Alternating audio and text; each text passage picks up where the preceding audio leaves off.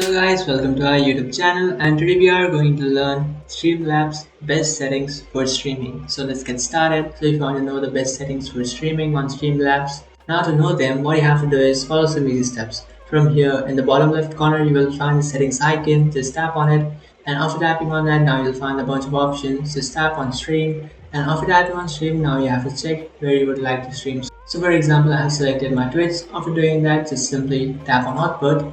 And now in your output, what you have to do is you will find the output mode over here. Now if it's on simple, then change it to advanced. So just simply change it to advanced if it's on simple, and after doing that, scroll down and here you will find encoder. So if you have a NVIDIA graphics card, then what you have to do is just simply change it to NVIDIA NVENC.